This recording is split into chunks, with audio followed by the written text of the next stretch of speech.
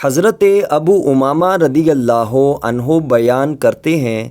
کہ نبی اکرم صلی اللہ علیہ وآلہ وسلم جب کوئی بات ارشاد فرماتے تھے تو وہ بات 2 یا 3 مرتبہ ارشاد فرماتے تھے تاکہ آپ کی بات سامعین کو سمجھ آ جائے۔ مجموع الزوائد حدیث نمبر 544۔ حضرت ابو مالک اشعری رضی اللہ عنہ بیان کرتے ہیں،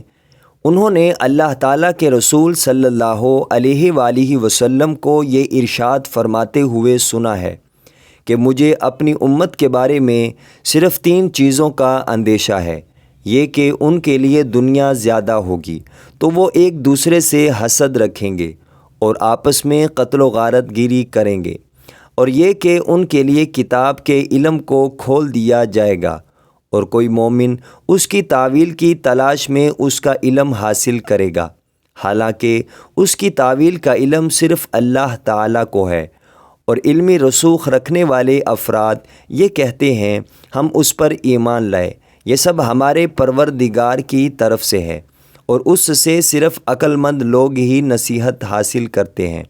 اور تیسری بات یہ ہے کہ وہ لوگ کسی علم والے شخص کو دیکھیں گے تو اسے ضائع کر دیں گے اور اس کی پرواہ نہیں کریں گے۔ مجموع الزوائد حدیث نمبر 534۔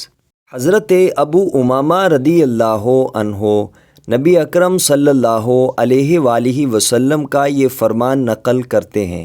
کہ نبی اکرم صلی اللہ علیہ وآلہ وسلم نے فرمایا، 3 افراد ایسے ہیں جنہیں کوئی منافق ہی کم تر سمجھے گا: بوڑھا مسلمان، صاحب علم اور عادل حکمران۔ مجموع الزوائد حدیث نمبر 533۔